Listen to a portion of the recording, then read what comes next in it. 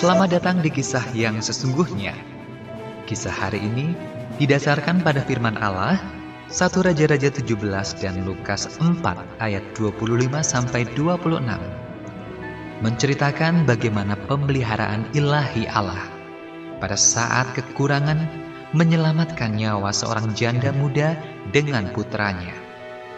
Kaum wanita di zaman Perjanjian Lama kebanyakan hanyalah sosok nomor 2, bayang-bayang di latar belakang, seperti janda di Sarfat ini. Walau namanya tidak diketahui, namun iman, ketaatan, dan kepercayaannya telah menjadi kisah yang diceritakan selama ribuan tahun dan akan terus diceritakan.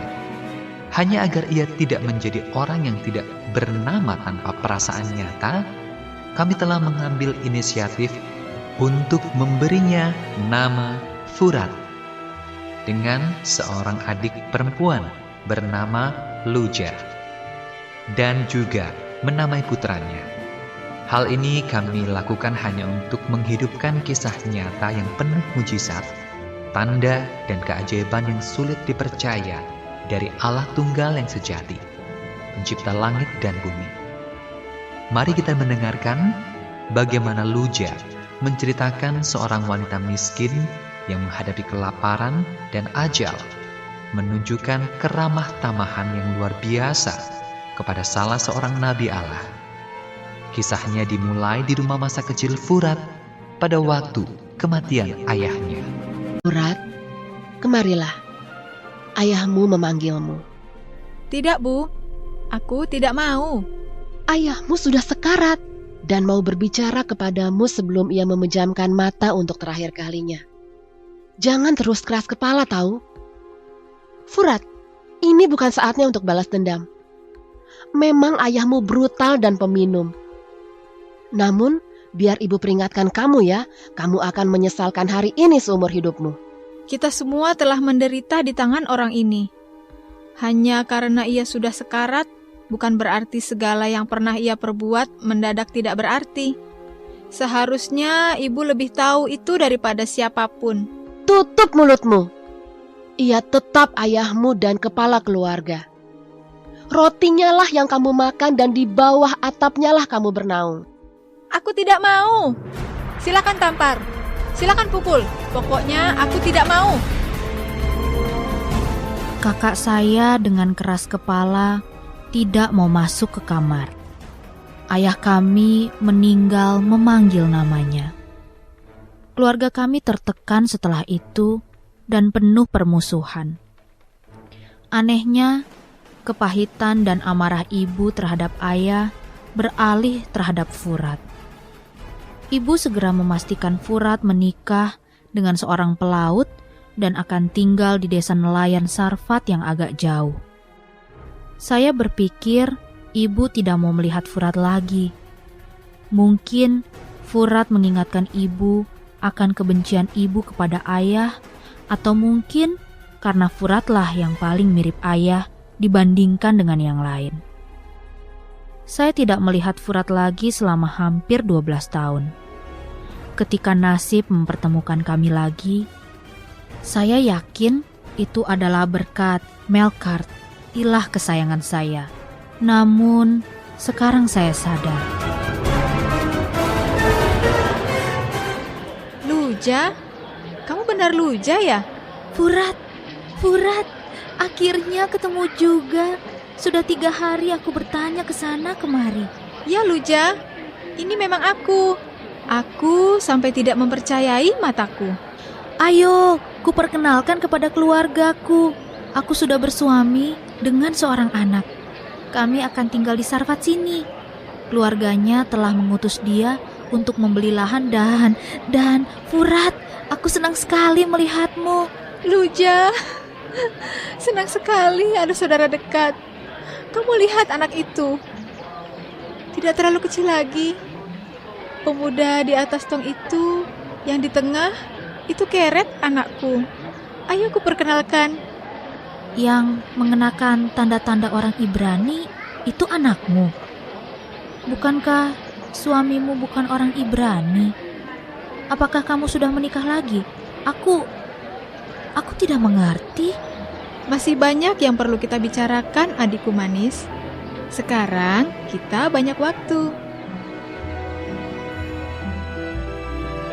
Kami menghabiskan waktu berjam-jam membicarakan kejadian selama 12 tahun terakhir. Kehidupan Furat adalah misteri yang terungkap. Misteri yang membuat saya terpukau. Setelah kematian suaminya, Furat bertahan hidup dengan sebuah ladang jela yang kecil dan kebun sayur-sayuran serta 4 pohon zaitun di belakang rumahnya yang cukup memberinya nafkah. Musim kemarau membawakan masalah yang hampir merenggut nyawanya dan nyawa putranya. Dengan tepung dan minyak yang hanya cukup untuk sekali makan, ia sudah mau makan dan berbaring mati bersama anaknya. Namun kemudian muncullah seorang asing yang sangat berani. Ia bahkan meminta makanan terakhir Furat. Akan tetapi, selain meminta, ia juga memberi janji yang rasanya tak akan saya terima dari seorang yang bertampang liar. Janggutnya tidak dipangkas, rambutnya panjang, dan jelas bahwa ia telah menempuh perjalanan jauh.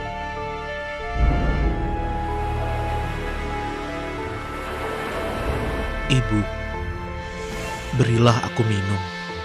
Tuan berbicara kepadaku. Betul, ambilkan secangkir air sejuk bagiku. Namaku Elia, dan aku baru menempuh perjalanan jauh.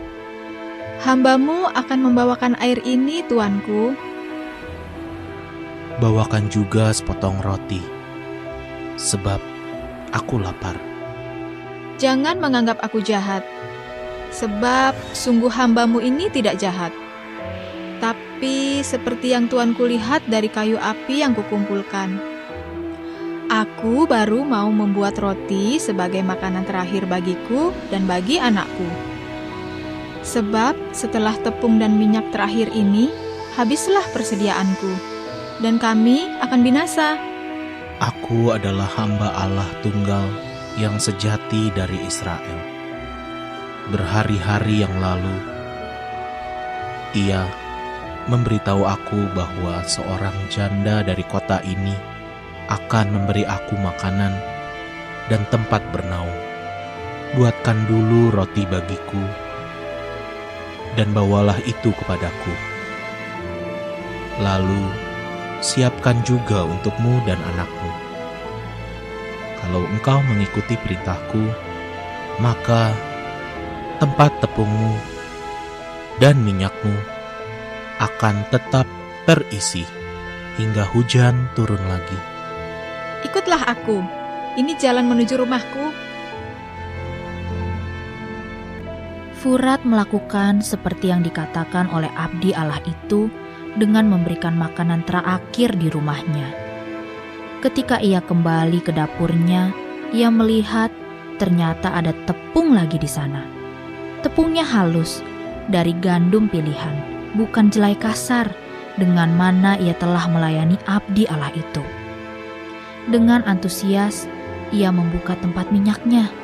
Ternyata juga ada minyak zaitun kelas 1, bukan minyak seperti sebelumnya.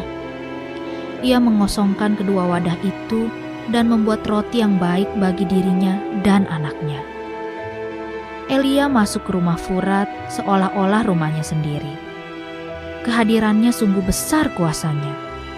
Ia memandang ke sekeliling dan mengatakan bahwa ia akan tidur di bawah atap dan Furat beserta anaknya akan tidur di tempat tidur di bawah. Furat dan anaknya pun berbaring, namun bukan untuk binasa, melainkan tidur nyenyak yang menyegarkan. Ketika sinar matahari terbit keesokan harinya, Furat terjaga oleh suara kambing betina di depan pintunya dengan susu siap diperah Furat. Setelah selesai, kambingnya berbalik dan berlari keluar pintunya. Tanpa berkata-kata, Furat membuka wadah minyaknya dan tampaklah minyak yang cukup untuk sehari lagi. Demikian pula tepungnya, cukup untuk sehari lagi. Furat berdiri takjub sambil merasakan halusnya tepung itu di tangannya dan bertanya-tanya, Allah yang disembah orang yang tidur di bawah atap itu. Aku bersyukur di hadapan-Mu, ya Raja yang hidup dan kekal. Karena Engkau telah mengembalikan kepadaku hati berbelas kasih. Sungguh berlimpah kasih setia-Mu. Mama, apa kata orang itu? Ia berbicara kepada siapa? Shh, Terpujilah Engkau, jangan berisik. Tuhan, Keret, Tuhan Allah kami, ibu tidak tahu ia berbicara Raja kepada alam siapa. semesta. Mungkin Allahnya. Kita jangan ribut. Sungguh pagi cerah yang Tuhan jadikan, bukan? Betul. Kita punya susu segar untuk mencelup roti. Terpujilah Engkau, Tuhan Allah kami, Raja alam semesta, yang membawakan roti dari bumi. Terpujilah Engkau, ya Tuhan Allah kami, Raja alam semesta, yang menciptakan berbagai makanan. Amin. Amin. Keret, diam. Maafkan dia. Ia tidak terbiasa ada orang lain di rumah. Ia tak akan berbicara lagi. Doamu baru bagi kami. Setiap harinya berawal sama. Kambingnya muncul dan setelah itu Furat akan mendengar Elia memanjatkan doa-doa yang sama. Segeralah Elia mulai mengajari Keret berdoa. Furat tidak keberatan. Ilah-ilah orang Kanaan dan orang Fenisia tidak peduli terhadap mereka. Furat dan anaknya sudah akan binasa seandainya orang Ibrani ini tidak muncul di saat yang tepat.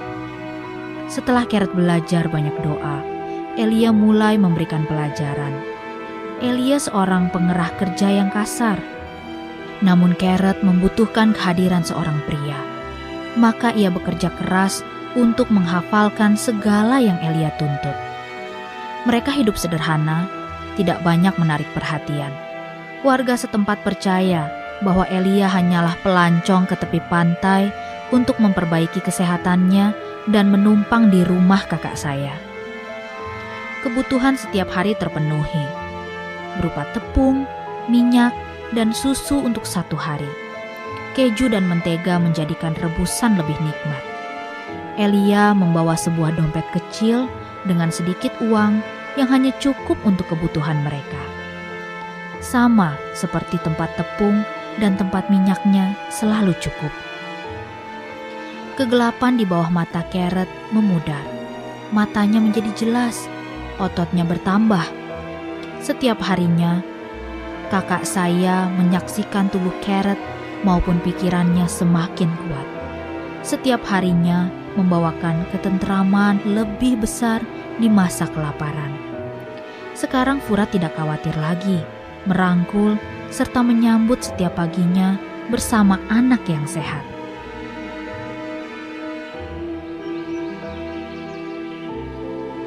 Kumohon Tuan, aku ikut ya. Aku berjanji akan melakukan segala yang Tuhan katakan. Dan aku takkan menjadi penghalang. Keret, pergilah. Jangan mengganggu Elia. Aku mau mengajar dia.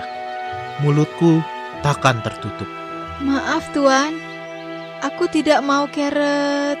Keret, aku hanya pergi berdoa. Aku pasti kembali. Aku takkan pernah pergi tanpa pamit. Apakah kamu mengerti? Mengerti Tuan, aku akan menantikanmu. Nak, ibu tahu. Kamu pikir ia akan berjalan ke puncak bukit dan ke balik tanjakan itu dan kamu tak akan melihatnya lagi. Yang terjadi ketika kita melihat ayahmu pergi ke laut itu beda. Waktu itu tiba-tiba datang badai dan ayahmu tewas. Keret, ketahuilah bahwa seandainya Elia berjalan ke balik bukit itu dan ia tidak kembali lagi, ia tidak tewas, melainkan hidup dan harus melanjutkan perjalanannya saja. Ibu, aku hanya mau bersama dia saja. Ibu tahu, Nak. Ibu tahu. Ayo bantu ibu membersihkan bulu ayam gemuk ini. Hari ini kita akan makan ayam rebus.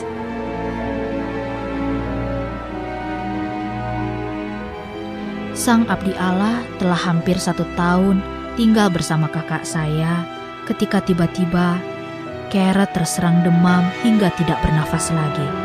Kakak saya langsung mendatangi Elia. Apakah karena dosaku, maka anakku mati? Apakah karena aku tidak mau masuk ke kamar ketika ayahku sekarat dan mau melihat aku? Katakanlah Tuhan yang baik, mengapa? Kumohon, apakah Engkau ya abdi Allah diutus untuk membunuh anakku? Berikan anakmu kepadaku. Ya Tuhan Allahku, aku berdoa, biarlah jiwa anak ini kembali kepadanya. Ya Tuhan Allahku, apakah Engkau mau membawakan tragedi kepada janda pada siapa aku menumpang dengan membunuh anaknya?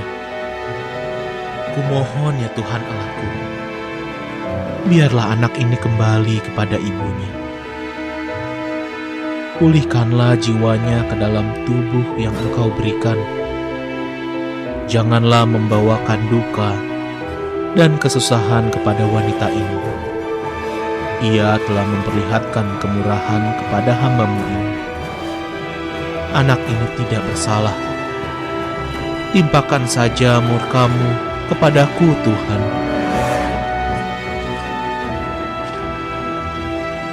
Tuhan, bagaimana saya bisa ada di bawah atap sini? Sumpah, aku tidak mengganggu kamar-Mu. Aku tak akan pernah menyentuh barang-barang kepunyaan-Mu. Ibumu menantikanmu.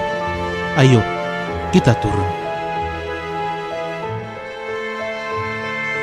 Lihat, anakmu tetap hidup. Aku sudah menyaksikan mujizat makanan setiap hari. Sama seperti Keret, aku juga telah mendengar doa harianmu hingga hafal.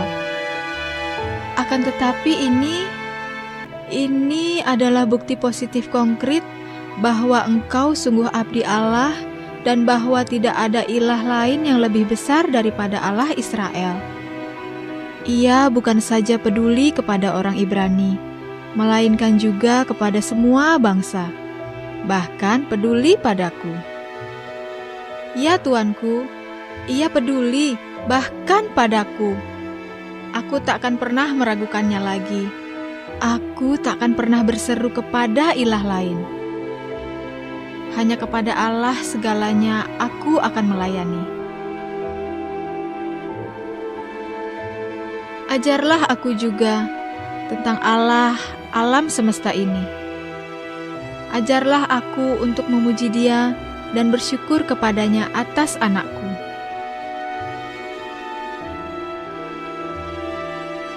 Saya hampir tidak dapat mempercayai telinga saya sementara saya mendengarkan. Kehidupan kakak saya dan anaknya sungguh luar biasa. Saya rindu mendengar lagi. Ia sempat tinggal serumah dengan sang Nabi Israel yang menurunkan api dari langit. Nabi yang sama yang membinasakan para Nabi Izebel dan mempermalukan istana kerajaan. Hujan dihentikan dan diturunkan lagi oleh Allah Elia. Kakak saya sungguh wanita yang paling diberkati yang saya kenal.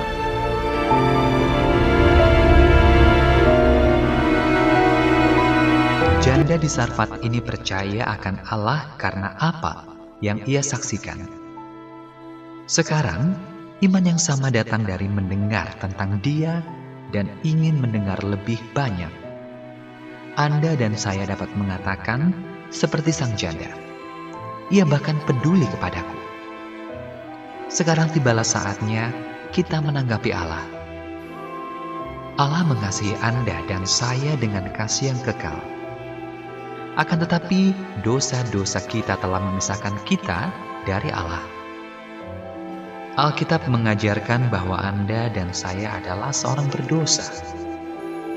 Karena semua orang telah berbuat dosa dan telah kehilangan kemuliaan Allah. Roma 3 ayat 23. Tidak ada yang benar, seorang pun tidak. Roma 3 ayat 10.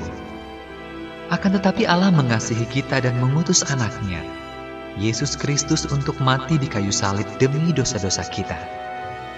Karena begitu besar kasih Allah akan dunia ini, sehingga Ia telah mengaruniakan anaknya yang tunggal, supaya setiap orang yang percaya kepadanya tidak binasa, melainkan beroleh hidup yang kekal. Yohanes 3 ayat 16. Akan tetapi Allah menunjukkan kasih-Nya kepada kita oleh karena Kristus telah mati untuk kita ketika kita masih berdosa. Roma 5 ayat 8. Anda menerima Kristus sebagai juru selamat Anda dengan berbalik dari dosa-dosa Anda dan menaruh iman dan kepercayaan Anda kepadanya. Karena itu, sadarlah dan bertobatlah supaya dosamu dihapuskan. Kisah Para Rasul 3 ayat 19. Barang siapa yang berseru kepada nama Tuhan akan diselamatkan. Roma 10 ayat 13.